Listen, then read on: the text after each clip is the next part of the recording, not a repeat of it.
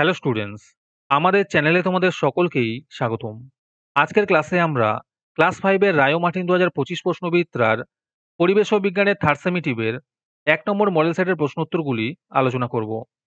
আর তোমরা যদি আমাদের চ্যানেলে নতুন হয়ে থাকো তাহলে চ্যানেলটিকে সাবস্ক্রাইব করে পাশে থাকা বেল আইকনটি অলে প্রেস করে রেখো। তাহলে পরে ক্লাসের ভিডিওগুলি আমি আপলোড করলেই তোমাদের কাছে নোটিফিকেশন পৌঁছে যাবে। তাহলে শুরু করা যাক।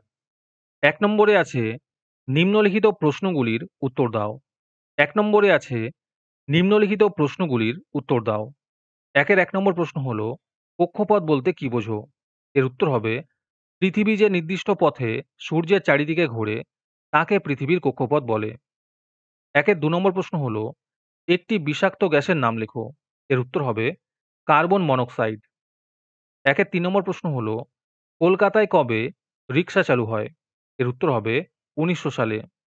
4 নম্বর প্রশ্ন হলো, পানসি বলতে কি বোঝো? এর উত্তর হবে পানসি হলো লম্বাটে ধরনের হালকা ডিঙি নৌকার মতো জলযান। 5 নম্বর প্রশ্ন হলো, পথের পাঁচালী কে লিখেছেন?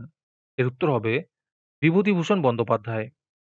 6 নম্বর প্রশ্ন হলো, পেপার শব্দটি কোন শব্দ থেকে এসেছে? এর উত্তর হবে প্যাপিরাস শব্দ থেকে এসেছে। 7 নম্বর প্রশ্ন হলো, সুনামি কত সালে হয়েছিল? এর উত্তর হবে 2004 সালে। 8 নম্বর প্রশ্ন হলো, হরপা বান কি? এর উত্তর হবে হঠাৎ খুব বৃষ্টি হলে নদীতে প্রচুর জল আসাকে হরপা বান বলে। 9 নম্বর প্রশ্ন হলো, কোন সালে পশ্চিমবঙ্গে ট্রেন চালু হয়? এর উত্তর হবে 1854 সালে। 10 নম্বর প্রশ্ন হলো, কত বছর আগে সূর্যের জন্ম হয়? এর উত্তর হবে প্রায় 500 কোটি বছর আগে। তারপরে 2 নম্বরে আছে, সঠিক উত্তরটি বেছে নিয়ে পূর্ণ বাক্যে লেখো। 1 নম্বর প্রশ্ন হলো, প্রথম কাগজ তৈরি হয় চীনে। 2 নম্বর প্রশ্ন হলো, ভারতবর্ষে প্রথম যাত্রীবাহী ট্রেন চালু হয় 1853 সালে। 3 নম্বর প্রশ্ন হলো, পৃথিবীর চারিপাশে চাঁদের এক পাক ঘুরে আসতে সময় লাগে 29.5 দিন। 4 নম্বর প্রশ্ন হলো, একটি পরিবেশ বান্ধব পরিবহন হলো সাইকেল। 5 নম্বর প্রশ্ন হলো, চন্দ্রগ্রহণ হয় পূর্ণিমা তিথিতে। 6 নম্বর প্রশ্ন হলো, সূর্য থেকে পৃথিবীতে আলো আসতে সময় লাগে প্রায় 8 মিনিট।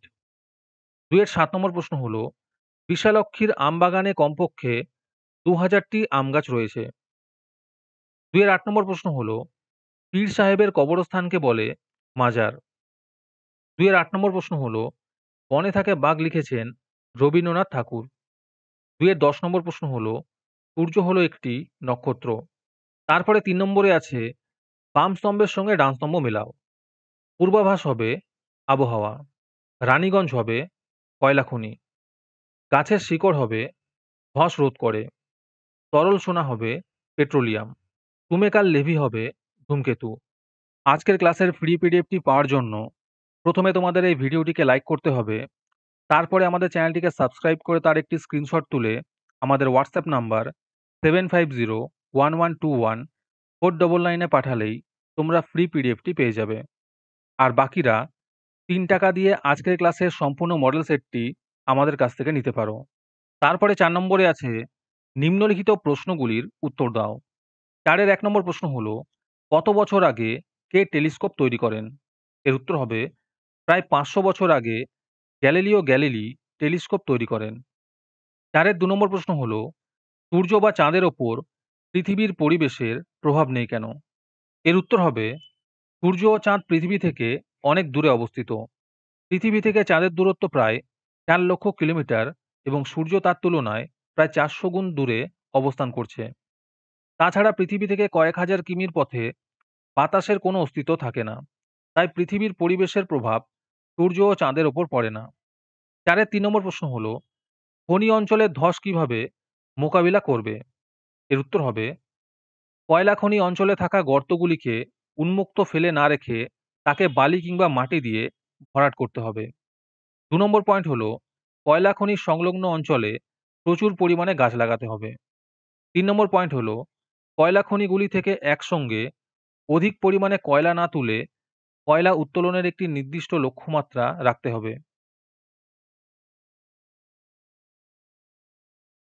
4 নম্বর প্রশ্ন হলো, ধোঁয়ায় থাকে এমন দুটি বিষাক্ত গ্যাসের নাম লেখো। এর উত্তর হবে সালফার ডাই অক্সাইড এবং কার্বন মনোক্সাইড। ৪ ৫ নম্বর প্রশ্ন হলো জোয়ার ও ভাটা কাকে বলে?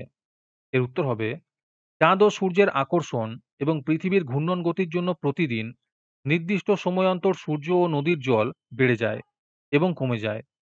জল বেড়ে যাওয়াকে জোয়ার এবং কমে যাওয়াকে ভাটা বলে। তারপরে ৫ নম্বরে আছে নিম্নলিখিত প্রশ্নগুলির ২-৩টি বাক্যে উত্তর দাও। যেকোনো ৫ টি করতে বলেছে। এই প্রশ্নের উত্তরগুলি আমি তোমাদের দেখিয়ে দিচ্ছি। তোমরা দেখে, দেখে নোট ডাউন করে নিও। ৫ এর ১ নম্বর প্রশ্ন হলো শিশুদের মূল অধিকারগুলি লেখো।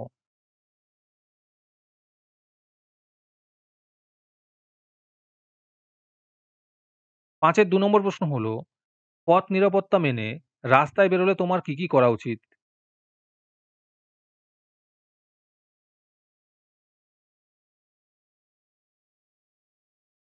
৫ এর ৩ নম্বর প্রশ্ন হলো কিভাবে মাটির নিচে কয়লা তৈরি হয়? এর উত্তর হবে দীর্ঘদিন ধরে উদ্ভিদ দেহ মাটির নিচে চাপা পড়ে কয়লায় পরিণত হয়। ৫ এর ৪ নম্বর প্রশ্ন হলো স্বাস্থ্য ভালো রাখার উপায়গুলি কি, কি?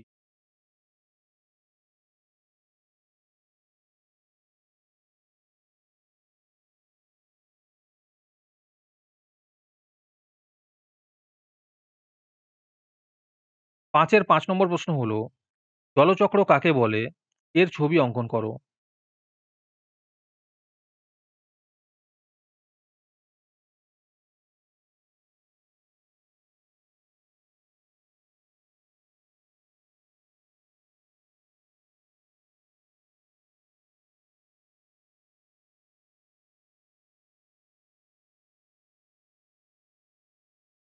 পাঁচের ৬ নম্বর প্রশ্ন হলো, অ্যাসিড বৃষ্টির টিকা লেখো।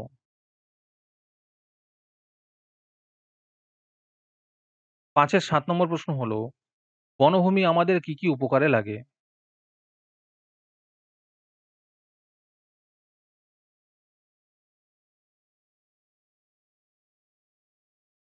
আজকের ক্লাসটি তোমাদের ভালো লেগে থাকলে ভিডিওটিকে লাইক করে দিও এবং তোমাদের সহপাঠীদের শেয়ার করে দিও। আর তোমরা কোথা থেকে আমাদের ভিডিওটি দেখছো অবশ্যই কমেন্টে লিখে জানিও। তাহলে আজকে এই পর্যন্তই। দেখা হচ্ছে পরের ক্লাসে।